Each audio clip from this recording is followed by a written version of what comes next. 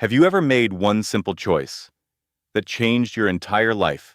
She walked into that office, hoping for a job, wearing borrowed shoes, carrying an outdated resume, trying to stay calm in a world that never made space for women like her. But instead of an interview, the CEO looked her in the eyes and asked, "Will you marry me? No games, no warning, just a quiet man with too much power, and a secret that tied both their pasts together. If you were her, would you stay and listen or walk away, knowing this might be the one door life will never open again?" This is not a fairy tale. It is a story about surviving shame, choosing truth, and learning how to stop running. Come closer. This is where healing begins. Claire Bennett stood outside the Bright Core building, staring up at its glass facade. The morning sun reflected off the windows like polished silver, casting long shadows across the sidewalk. The wind pulled gently at the hem of her navy skirt.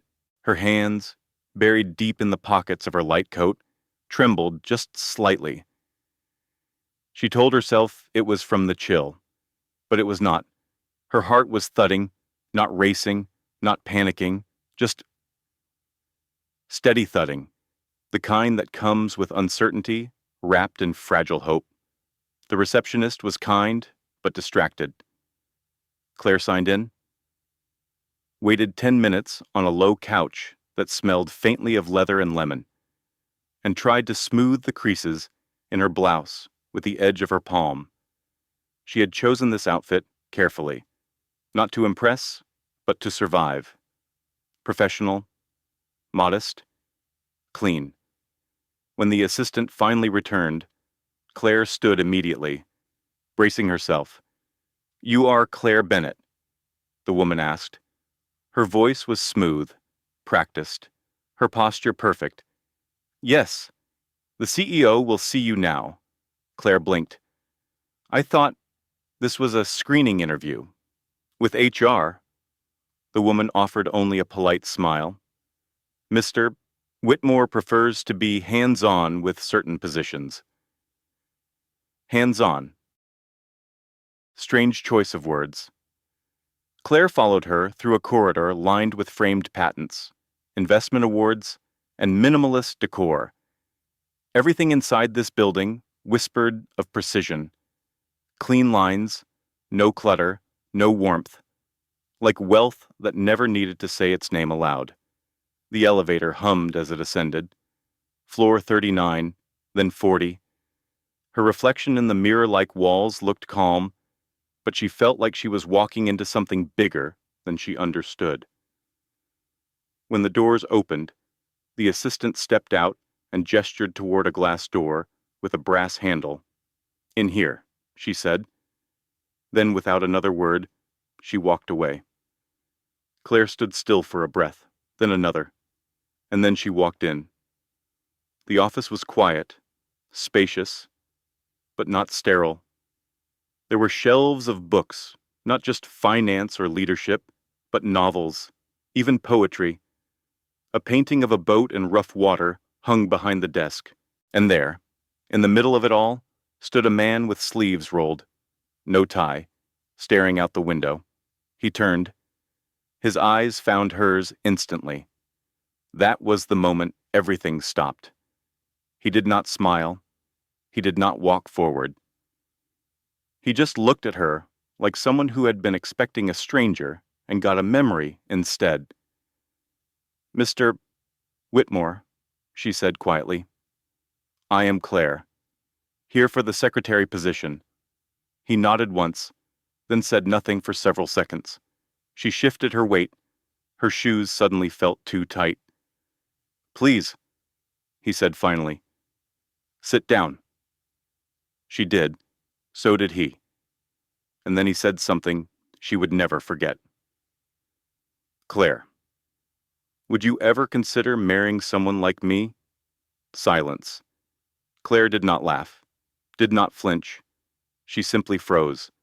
The question hung in the air like a thread between them, too fragile to touch, too heavy to ignore. "I am sorry," she said. He leaned forward, calm, certain. "I asked if you would marry me." Claire stared at him. "You do not know me." "I know enough," he replied, "and I trust what I feel." Claire stood. "I came here for a job, not this. I understand. Do you? Enough to offer you something else. 30 days. That is all I ask. Be around. Not as a wife, not even as a girlfriend. Just here. Let me see if this feeling means something." Claire walked to the door. Her hand touched the handle, but she did not pull. "Why me?" His voice softened. "Because I have spent years building something strong. But the moment you walked in, I felt something real. I do not want to miss it, even if I cannot explain it." Claire stood there, caught between logic and a voice inside her that had not spoken in a long time. Hope, not loud, just there. "I need time," she said. "Take it." She left without saying goodbye. The air outside felt colder than before. That night, she sat in her small apartment, staring at the ceiling. The fridge hummed, the heater clicked, and the question echoed again in her mind. "Would you ever consider marrying someone like me?" Claire sat at the edge of her twin mattress, back straight, hands clasped in her lap. The apartment was quiet, except for the low rumble of a city bus passing outside. The kitchen light flickered once, then stilled. A pile of unpaid bills rested on the corner of the table, held down by a chipped coffee mug. This was not the life she planned, but it was the one she had built, piece by uncertain piece. She glanced at the business card lying on the windowsill. Grant Whitmore, Brightcore Capital. Her fingers itched to throw it away. Instead, she picked it up and held it under the light. What kind of man asked someone to marry him during an interview? More importantly, what kind of woman stood there, thinking about it days later? Claire sighed and reached for the small photo frame beside her bed. It held an old picture of her mother, smiling through a soft breeze on a summer day in Baton Rouge. The edges of the photo had begun to curl. Her mother had always believed in starting over. Claire had once believed in it too, until everything fell apart. She had been 21 when her father was indicted. A man known for charming investors and weekend barbecues was suddenly plastered across every news channel, linked to a string of fraudulent deals that had wrecked dozens of families. When the storm hit, Claire did not speak to anyone. She packed 2 suitcases, dropped out of Tulane University, and left New Orleans in the middle of the night. She changed her last name, took her mother's maiden name, Bennett, and never looked back. But no matter how far she moved, the past always found a crack to slip through. In Austin, she had found a new rhythm. Not easy, but steady. She worked temp jobs, answered phones, filed papers, smiled at strangers, and kept her head down. She visited her mother twice a month, bringing flowers and tea. They talked about birds, books, and sometimes about nothing. Her mother never asked about her father, neither did Claire. It was easier that way. 3 months ago, a local clinic had called. Her mother had collapsed during her morning walk. They used words like early stage, aggressive, and we need to begin treatment right away. Claire nodded, then hung up. Since then, everything had been about survival, groceries in bulk, rent on time, overtime if she could get it, no new shoes, no cafe visits, no birthday plans, just numbers, and now, somehow. Grant Whitmore had interrupted that fragile balance. She had looked him up after the interview. There was not much to find. For a billionaire, Grant kept a low profile. He rarely gave interviews. He did not attend flashy events. He had no public social media. A few old magazine articles hinted at a tragic past. His wife, Marianne, had died in a private plane crash 6 years earlier. He had not been seen with another woman since, until now. Claire tossed the card onto the table and stood. She opened the window, letting in the cool air. The trees outside rustled, their leaves golden and tired. She thought about the offer. 30 days, no strings, just be present, be seen, be remembered.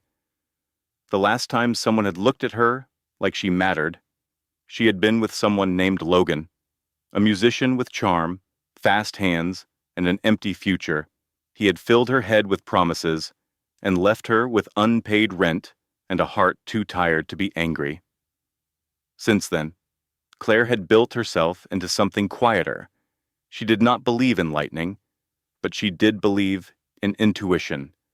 And her gut, for the first time in years, whispered something other than fear.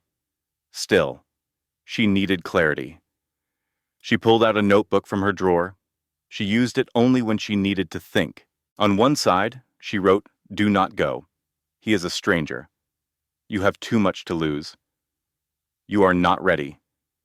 It could all fall apart." On the other side, "Go. You need help. You need answers. Maybe this means something." She stared at the list, then closed the notebook. The next morning, Claire returned to the Bright Core Tower. The same assistant greeted her with a polite nod. "He is expecting you." She did not speak during the elevator ride. This time, when she stepped into the office, Grant stood. He had not changed. Same rolled sleeves, same calm posture, same searching eyes. But something in his face softened when he saw her. "You came," he said. "I have questions. I expected that." They sat across from each other again. This time, no job titles, no scripts, only honesty. "What happens after 30 days, she asked. "You walk away. Or you do not. That part is yours. And during you will see my world, I will see yours. We keep it quiet." No cameras. No pretending. Claire looked down. "My mother is ill," she said. "I cannot afford drama. You will not have to. I promise." She believed him. Not because of his words, but because he did not try to sell them. He just offered them. Like an open hand, "I need it in writing. Already done. Legal. Signed. Bound. Fine," Claire said. 30 days. No expectations. No games. Grant nodded. Then, quietly, "Thank you." Grant Whitmore watched the elevator doors close behind Claire. He stood still for a moment, then walked slowly to the window. Below, the city stretched in quiet lines. Traffic moved in calm waves. Buildings stood tall, indifferent and precise. He exhaled, and then he sat.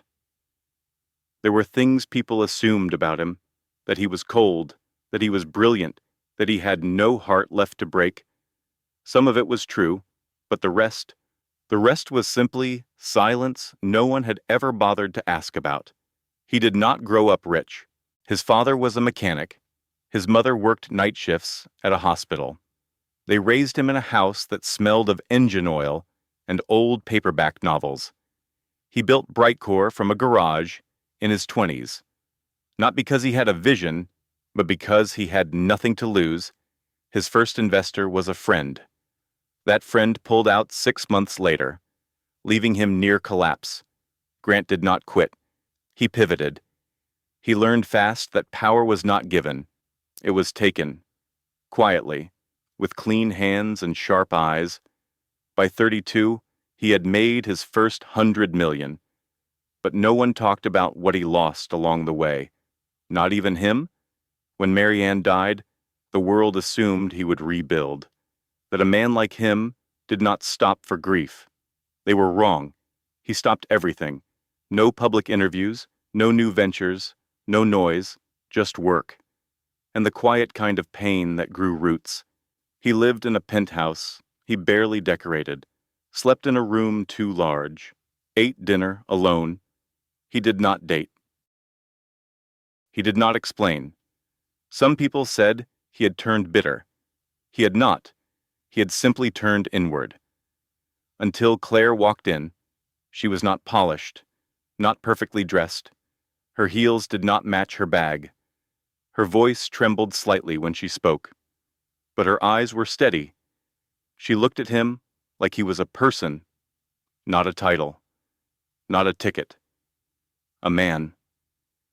And for a moment, something cracked. He could not explain it. He did not try. That was not how he lived. Grant was not impulsive. He never made decisions without reason. But this was different. This was instinct. Something old inside him recognized something quiet inside her. He had felt this only once before, years ago. A fleeting moment. A voice in the back of a room. A question from a young woman that pierced through his perfectly rehearsed speech. She had asked, "Do you ever get lonely at the top?" Everyone else laughed. He had not. He had looked for her after, but she was gone. He never forgot the question. And when Claire walked in days ago, a thread pulled tight in his chest, same voice, same pause, same weight behind her words. He could not say for sure if it was her, but he felt something. And after years of numbness, feeling anything at all was like breathing after a long dive. He knew how it sounded, ridiculous. But he also knew what silence had cost him. So he offered her 30 days, not because he wanted to own her time, but because he needed to understand why she made him feel alive again, and because she looked like someone who had forgotten what it meant to be seen. That mattered. People thought he chased numbers. The truth was, he was chasing meaning. Now he watched her step back into his world with careful eyes and guarded steps. He would not rush her. He would not corner her. He would let her choose. And if 30 days passed and she walked away, he would thank her anyway. Because for the first time in years, he looked forward to something. Even if it had no name yet, even if it had no future, sometimes the smallest crack is all it takes for light to come in. The first morning of the agreement began without ceremony. No champagne, no grand gestures, just a black car waiting outside the apartment of Claire. The driver stood beside it. He wore a dark coat and held a name card with both hands. His silence made the moment feel heavier than it was meant to. Claire hesitated by the door. She glanced once at the hallway, then back at the car. She wore her most neutral dress, pale blue, ironed the night before.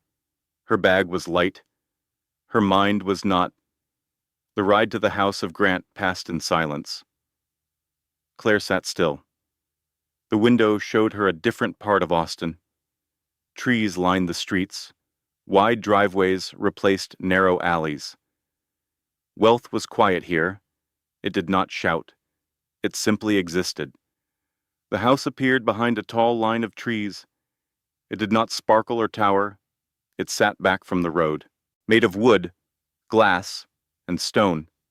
It looked like it was built to disappear. When the car stopped, Grant stood waiting at the entrance. He wore no suit, just a gray sweater and dark jeans. He held 2 mugs. "Good morning," he said. Claire stepped out and nodded once. "This feels odd." He handed her one of the mugs. "That makes 2 of us." They walked through the side garden and sat on the back porch. The trees whispered above them. A single deer stepped into the clearing, paused, then vanished into the woods. No one spoke for a while. Then Claire cleared her throat. "Do you have a plan for me?" Grant shook his head. "Not exactly. Just a calendar. Some meetings. A few dinners. Optional." She raised one eyebrow. No obligations, he said again. Only invitations. Claire sipped the coffee. It was dark and smooth. She hated that she liked it. I need to be clear about a few things. I agree. I keep my place. I come and go when I want. No media, no interviews, no public claims. All of that is already written. No assumptions, she said. No romantic pressure. You have my word. Grant stood and stepped inside. He returned a minute later with a folder. Claire opened it. The contract was simple, straightforward, 30 days. She would be free to decline any event. Her name would not be used publicly. She could leave at any point. There was a stipend, $10,000. It was listed as compensation for time, not as salary, not as gift. Claire stared at the number. You planned this, she said. Grant looked her in the eye. I prepared for your doubt. I will need a day. You have it. She left the folder on the kitchen table of her apartment that night. It stayed there while she made tea. It stayed there while she watched the street from her window. It stayed there while she lay in bed, staring at the ceiling fan spinning above her. By morning, she signed it. The next few days passed quietly. Claire met Grant at 2 business meetings. Each time, he introduced her simply, no titles, no expectations. He did not touch her, did not lead her around. He walked beside her. That was all. She noticed how people watched him, not just with respect, but with a strange kind of distance. He made decisions quickly, spoke with care, but always left room for no one. Except now. Now. They glanced at her too. One evening, they attended a private dinner hosted by a local nonprofit. Claire wore a dark green dress loaned by her neighbor. It was one of the few things that made her feel like she belonged. Grant stayed near, but not too close. He spoke to people, laughed softly, poured his own drink. At one point, a woman with flawless makeup leaned toward Claire. You are the girl, right? She asked. Claire kept her voice calm. I am not sure what you mean. The one everyone is guessing about. Claire said nothing. Good, the woman said. Silence is smart. Later, in the car, Grant looked over at her. Did she bother you? No. You are allowed to say yes. Claire looked away. I am used to being misunderstood. He said nothing more, but that silence felt like it meant something. One night, Claire woke just before dawn. She did not remember the dream, only that her hands were clenched and her throat dry. She sat at the edge of the bed. The room was still. She reached for her notebook and wrote only 3 words. What if not? She did not explain it, even to herself. Later that morning, she found a box on her doorstep. Inside, a small plant in a clay pot. It had soft leaves and a note. This one likes quiet mornings and a bit of shade, just like you. There was no name, but she knew. She placed it near the window. She whispered, Try to grow. I will try too. She did not know if she meant it for the plant or herself. The car pulled up to the side entrance of the gala just after sunset. Lights danced across the windows. The soft sound of a jazz trio spilled out as the doors opened. People moved in silk and shadow. Laughter layered over quiet suspicion. Claire sat still for a moment. The driver opened the door.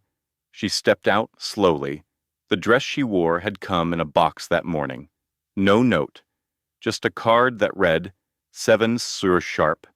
It was deep blue, modest, elegant, a fabric that whispered rather than shouted. Grant waited near the entrance. He wore a black suit, no tie. His hands were in his pockets. When he saw her, something shifted in his eyes. Not desire, not surprise, just softness. You came, he said.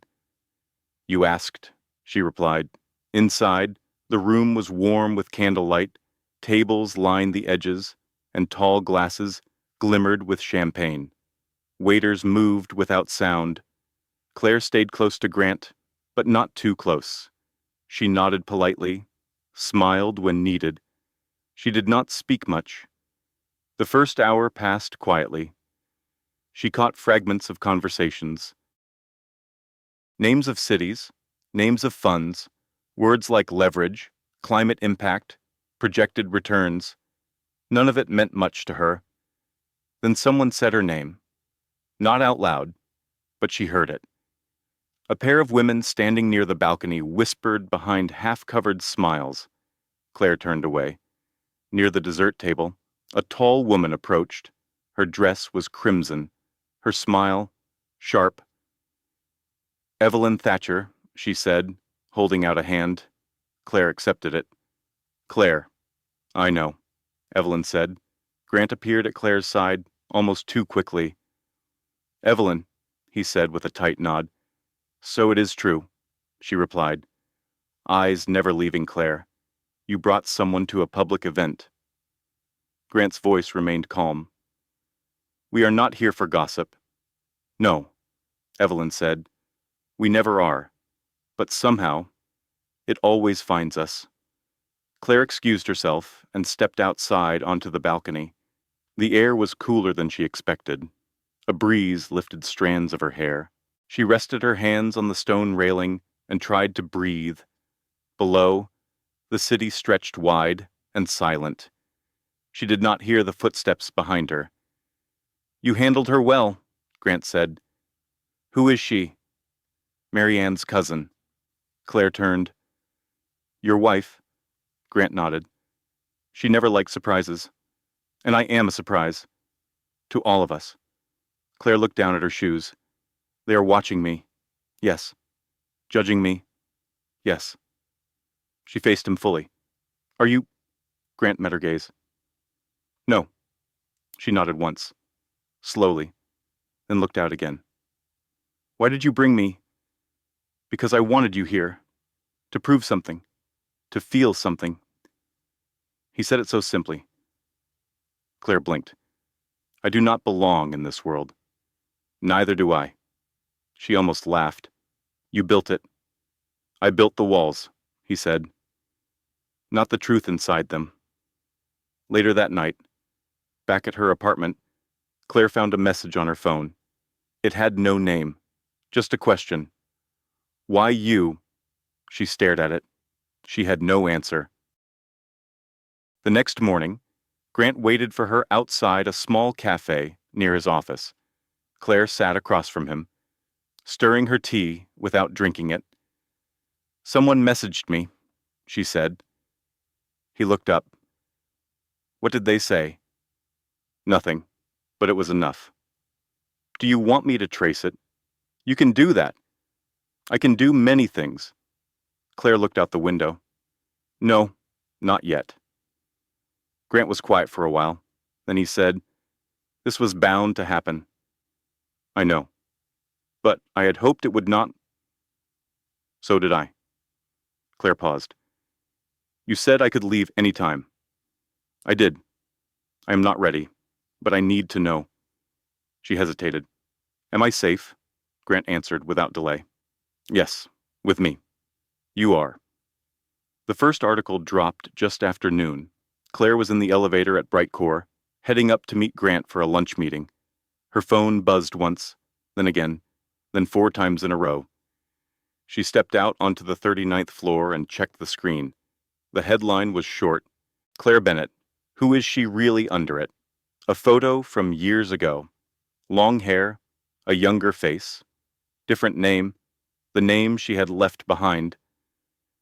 Claire did not walk into the meeting room. She turned into the hallway, found a quiet corner near the windows, and stood still. Her hands shook. The article was vague.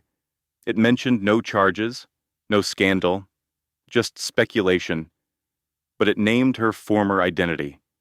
It listed her hometown. It showed a blurred image of her father in handcuffs. It was enough. Grant found her 5 minutes later. He did not ask questions. He simply handed her a bottle of water and waited. Claire took a sip, then looked at him. "You knew," she said. "Yes," he replied. "How long?" "Since day 3. She nodded. "Why did you not say anything?" "Because you had not." She stared out the window. "People think I am lying." "I do not." Claire looked at him. "Why not?" "Because liars build walls," he said. "You walk through them." She felt her breath steady. Just a little. Grant handed her his phone. His legal team had already begun sending requests for retractions. A privacy order was being prepared, but Claire knew better. Once a name was out, it did not go back in. That night, Claire sat on the floor of her apartment. The lights were off. The city outside moved like nothing had changed. But everything had. The old name, her real name, felt like a stone dropped into still water. Ripples touched everything. Her mother called and left a voicemail. "Are you okay?" She did not answer. She stared at the plant by her window. Its leaves had started to lean toward the sun. "A quiet survivor," Claire whispered. "I do not want to run again." But she did not know if she could stay. The next morning, she returned to the house of Grant. He met her in the kitchen. No questions, just coffee. "I need to tell you everything," she said. "You do not have to." "I do." They sat at the table. Claire spoke slowly. She told him about the trial, the headlines, the friends who vanished, the neighbors who stopped waving. She told him about leaving Tulane, the cheap bus ticket, the borrowed name, the months of silence. She told him about the job at the grocery store, the landlord who gave her a break, the feeling of being hunted, even when no one was chasing her. Grant listened. He did not interrupt. When she finished, she looked at him. "So now you know?" He nodded. "I already did." Claire blinked. "I saw the file when we checked your background. It was flagged because of the name change. Nothing illegal. Just unusual." "Why did you still let me in?" Grant placed his hands flat on the table. "Because I was not hiring a secretary." "You were hiring Hope." "No," he said. "I was offering mine." Later that day, someone sent Claire another message. This one had no words, just a photo. It showed her walking with Grant after the gala, his hand on her back, her laughing at something. The angle was wrong, the lighting dark, but the message was clear. Someone was watching. Claire blocked the number, but her heart would not stop racing. She returned to her apartment early that evening. The hallway was quiet. Inside, the room was warm with fading sunlight. She sat on the couch and waited, for fear, for anger, for something. But nothing came, only a quiet kind of strength, one that had taken years to grow. She picked up her phone and called Grant. He answered on the first ring. "I am still here," she said. "I know." For the first time in 2 weeks, Claire did not wake to the sound of her phone. No new messages, no headlines, no anonymous whispers in the dark. Just sunlight pressing through the thin curtains and the soft breath of silence. She stayed in bed longer than usual. The room felt unfamiliar in its stillness. Later that morning, she met Grant for breakfast at the garden table behind his house. The sky was pale, the breeze light. They ate in quiet. Claire stirred her oatmeal. Grant sipped his coffee. He was the first to speak. "You have been quiet. I am tired." "Of what?" "Of wondering when the next hit will come." He nodded once. Then, "I can make it stop." Claire looked up. "No, you can try. But not everything can be solved." Grant held her gaze. "And if I cannot fix it, then maybe it is not yours to fix. After breakfast, they walked along the edge of the woods. Grant explained the names of the trees. He had planted some of them years ago, long before he was famous. He remembered where every stone had come from, which gardener had left which trail of footprints in the dirt. Claire listened. She asked about one tree with crooked roots. That one was damaged in a storm, Grant said, but it still grew. Yes, bent, but stronger. Claire touched the bark. That feels familiar. That afternoon, Claire met with her mother at a small medical clinic on the edge of town. They sat outside, under a tree that dropped brittle leaves into their laps. "You look different," her mother said. "Older. Calmer." Claire smiled, but it faded quickly. "They found out. About your father. About me." Her mother nodded slowly. "And what happened? Nothing. Not yet. Then maybe that is a beginning, not an end." Claire looked at her mother. "You are not disappointed." Her mother shook her head. "You chose your name. You chose your silence. That takes more strength than most people know." Later that evening, Claire returned to the house of Grant. He was in his study, reading. She stood at the door. He looked up. "You look like you are carrying something," he said. "I am—" She stepped inside. "I need to ask you something, and I need the truth. Anything. If I had told you everything from day one, would we be here right now?" He did not answer right away. Claire waited. He stood, walked to the window, then said softly, "I do not know." She closed her eyes. "That is what I was afraid of. It is not about you," he added. "It is about who I was back then. I might not have listened. I might have been too proud." Claire leaned against the bookshelf.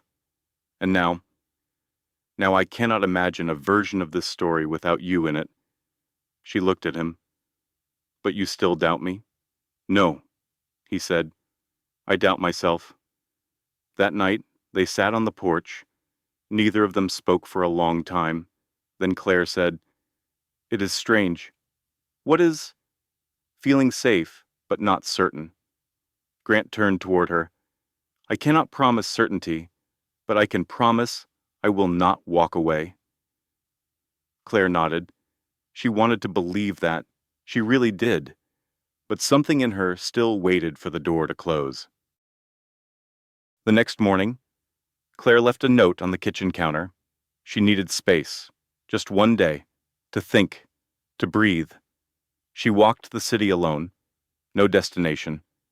She bought coffee from a stand in the park, sat on a bench near the water, watched children chase pigeons, an old man feed ducks. No one looked at her. She was invisible again, and somehow that was a kind of comfort. She opened her notebook and wrote a single sentence. "What if we are only brave until we fall in love?" That evening. She returned. The house was quiet. A lamp was left on in the hallway. She found Grant in the kitchen. He did not ask where she had gone. He only said, "You are home?" And she was, but neither of them said it aloud. It began with a knock, sharp, unhurried. 3 times. Claire looked up from the book she was reading on the couch. The house was quiet. Grant was upstairs, still on a call with his legal team. She set the book down. Another knock, slower this time. She crossed the room and opened the door halfway. A man stood there, dark jacket, neatly combed hair, clean-shaven, a face she once knew too well. He smiled. "Hello, Claire." She froze. The name hit her like cold water. He continued, "I thought we could talk." She stepped back, but did not open the door any wider. "Aiden?" He nodded once.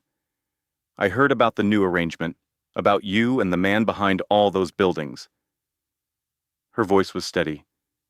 "You should not be here. I just want a few minutes. No. He placed his hand on the doorframe. Claire, please. Something in his tone, still familiar, still calculated, made her hand tighten on the knob. Before she could answer, another voice spoke behind her. Step away from the door. Grant stood at the end of the hallway.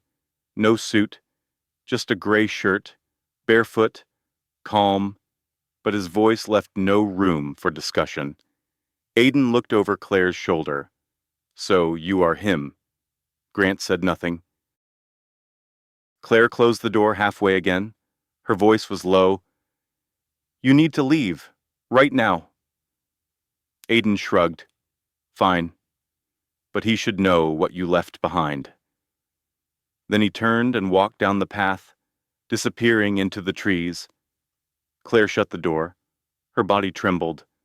Grant stepped closer. Are you okay? No. She did not move. That was him, she said. The one I told you about. Grant nodded slowly. I thought he might show up. We had someone watching his trail, but he went quiet last week. Claire looked at him. You were watching him. Since the article came out, we did not want to worry you. She sat down on the edge of the couch. Her voice cracked. You should have told me. I thought I was protecting you. I do not need protection, she whispered. I need honesty. He sat beside her. I am sorry. They sat in silence. Then Claire spoke again. I do not know what he wants, but it is never just one visit. Grant nodded. He will not get close again. I promise. Claire looked out the window. You cannot promise that. The next day, Claire returned to her apartment. She had not been back in over a week. The rooms were still. Her coffee mug still sat on the counter. The plant near the window had grown taller. She turned on the radio, let it play low. The knock from the night before echoed in her memory. She had run before, changed cities, changed names, but now she felt too tired to run again. She picked up her phone and called Carla. Her old roommate answered on the second ring. You okay? Carla asked. No, but I am trying. They talked for 10 minutes. Then Claire asked, Do you still have that key, the one you kept just in case? Of course. Can you bring it tomorrow? Claire, are you leaving again? No, Claire said. This time, I am staying. That night, she returned to the house of Grant. He met her at the door. You do not have to explain, he said, but I want to.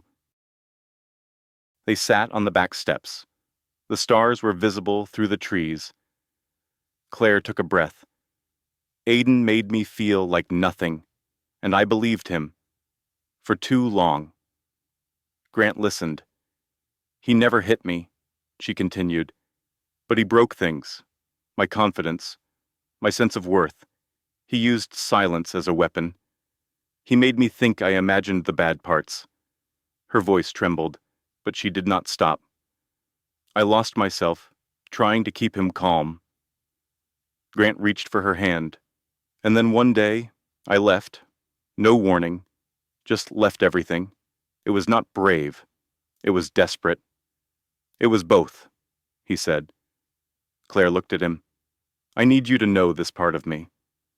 I already do. Later that week, a letter arrived. No return address, handwritten, no threat, just 4 words. You owe me closure. Claire held it in both hands. She did not cry. She did not reply. She burned it on the porch. Grant stood beside her, watching the flame disappear. Is it over now? He asked. Claire looked at the smoke curling into the trees. No, but it is not beginning again either. The podium felt taller than it should have. Claire stood behind it. Her hands rested on both sides. Her palms were cold, but her voice was steady. A few feet away, reporters adjusted cameras and tested their microphones. Some looked bored, some looked curious, a few looked hungry. Behind Claire, Grant stood in silence. He had offered to speak first. She had declined. This was her story, not his. The night before, they sat on the couch. Grant had read the final statement she had written. He folded the paper and handed it back. "You do not owe them anything," he said. "I know," Claire replied, "but I owe something to myself." Now, in the still air of the conference room, she looked up. "My name is Claire Bennett," she began. "I know that name may not be the one you have read about, and I know some of you may already have your opinions. That is all right." She paused. "I am not here to erase the past. I am here to reclaim it." The room grew quiet. Cameras clicked. Pens stopped moving. "I spent years living behind another name, not to deceive, but to survive. I left a town that only remembered my father's mistake. I left a version of myself that believed I did not deserve peace. And I built a life, slowly, piece by piece, with no spotlight, no handouts." She took a breath. "Then I met someone, not because I was looking, but because life, sometimes, is strange and inconvenient and unexpectedly kind." A soft ripple moved through the crowd. "That someone is standing behind me today, not as my defense, not as my answer, but as someone who reminded me that silence is not always strength, and truth, when spoken aloud, can become a kind of freedom. I was never looking for a billionaire," she said. "I was looking for a place to rest. And now, I am done running." Grant did not speak that day. He did not need to. He stood with his arms crossed, watching as Claire stepped off the stage. When she reached him, he whispered only 2 words. "You stayed." She nodded. "And now?" "I speak." That evening, they walked in the garden, no phones, no shoes, just the path of stones and the soft light from the porch. "You were brave today," Grant said. "I was shaking," Claire replied. "That is why it counts." She looked up at him. "Are you afraid?" He smiled faintly. "Every day." "Of what?" "That you will wake up and realize you deserve more than this." Claire took his hand. "And if I do, then I will still choose you, even if I lose you." The next morning, headlines changed. Not all, but some. Claire Bennett speaks out. From silence to strength. Not a scandal, a survivor. The comments were mixed, some kind, some cruel. But Claire did not read them. Not anymore. She went back to work. Not for Grant. For herself. She met with the Bright Core community team. They offered her a formal role, project lead, no strings, no press. She accepted. Her first project, a mentorship program for women starting over, not as charity, as community. 2 weeks later, she held her first meeting. 10 women showed up. Each carried something silent. Some wore it in their eyes, some in their posture. Claire stood at the front of the room. She told them who she was and who she had been. She did not cry. She did not hide. And when she finished, no one clapped. They did not need to. They just sat there, still, listening. It was enough. That night, back at home, Grant poured 2 mugs of tea. They sat on the couch. The windows were open. Claire leaned against his shoulder. He asked, "Do you regret any of it?" She thought for a long moment. "Yes, but not enough to undo it." He nodded. Then he reached into his pocket, a small velvet box. Claire blinked. "Is that what I think it is?" "No," he said. "It is not a proposal. Not yet." She opened it. Inside was a silver ring. No diamond, no gem. Just simple, warm. "Then, what is it?" He smiled. A promise that I will walk with you wherever you go next. Claire held the ring in her hand. She said nothing, but the silence felt like everything. Spring arrived without asking for attention. It came in soft winds and warm mornings, in the way light filtered through kitchen windows, and how the trees near the house of Grant grew new leaves like small green promises. Claire stood barefoot on the back porch, holding a mug of tea in both hands. She wore a sweatshirt too big and hair that did not care to be styled. She was not waiting for anything. She was simply breathing. Behind her, Grant opened the screen door. Still no board meetings today, she asked. Without turning, he stepped beside her. They survived one morning without me. Miracles do happen. She smiled. He sipped from his own mug. They stood in silence, not awkward, not expectant, just still. Later that day, Claire drove to the community center. Her group had grown. Now 15 women, different ages, different stories, but all starting over. She did not teach them. She sat with them, listened, and when one of them asked, "When does it stop hurting?" Claire answered without pretending. "Some days, it still does, but it no longer owns me." That weekend, Grant took her to the house in the hills, the one she had never seen. He parked the car, but left the key in the ignition. Claire stepped out and looked around. It was simple. Wood siding, a front porch, a rocking chair that moved slightly in the breeze. Inside, it smelled like cedar and lemon. He had filled it with books, plants, a writing desk near a window. "This is yours," he said. Claire turned to him. "I thought you said this was ours." He shook his head. "This one is yours. For when you need space, or silence, or just a place to be no one for a while." She walked through the rooms. In the kitchen, on the counter, sat a single envelope. No name, just a sticker shaped like a small star. She opened it. Inside, a note written in his handwriting. "Not every home is built with walls. Some are built when someone finally says, 'Stay.'" They spent the night on the porch. No champagne, no music, just cocoa and stars. Claire leaned against Grant's shoulder. "Do you still think it was fate?" she asked. "No." She looked up. "Then what do you think it was?" He thought for a long moment, then said, "A series of small choices.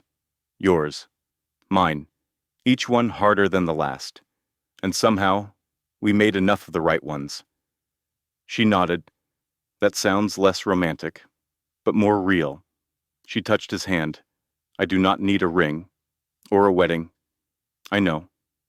But if I ever change my mind," he smiled, "I will already be waiting." A few months later, Claire published her first story. Not in a big paper, not on television, just a small website for survivors. Anonymous by choice. The title read, "The Girl Who Stopped Running." Under it, only one sentence stood alone before the story began. "I thought healing would be louder. But maybe it sounds like peace." At a cafe downtown, someone recognized her. A young woman, late 20s, nervous eyes. "Excuse me," she said softly. "Are you?" Her Claire did not pretend. "I am." The girl nodded. "I read your story. It made me feel less alone." Claire smiled. Then it was worth sharing. The girl turned to leave, but paused. "Do you still get scared?" Claire answered gently, "Yes, but I no longer live in fear. I live in truth." On a quiet Sunday, Grant asked, "If you could go back to that interview day, would you do anything differently?" Claire laughed softly. "Maybe wear better shoes." He chuckled. "And you?" "I would still ask." Even without knowing how it would end, he looked at her. "I did not care how it ended. I just needed to begin. In the final days of summer, Claire stood at the edge of a lake near the Hill House. The water was still, the air warm. She closed her eyes and whispered, "I am still me, but I am no longer who I was." Behind her, Grant waited, not to fix, not to save, just to walk beside her. And this time, she did not walk alone. She walked forward. Sometimes, the hardest thing is not surviving what life throws at us. It is learning how to live again, when the noise quiets down, when the shame has faded, but the memory still lingers. Claire did not find peace in success. She found it when she stopped hiding. She did not need saving. She needed space to become herself. And Grant, he did not fix her past. He simply stayed long enough for her to face it without fear. We all carry parts of ourselves we wish we could erase. Old names, old wounds, moments we never told anyone. But healing does not ask for perfection. It only asks that we stop running and begin walking with truth. Maybe that is the lesson here. No matter how late it feels, no matter how heavy the story has become, there is still time to tell it, and someone, somewhere, is waiting to listen. Thank you for spending time with this story. If it touched your heart, even just a little, please give it a like. Share it with someone who may need it. And do not forget to subscribe for more stories that speak to the quiet places in all of us. Your support means more than you know. We will see you in the next one.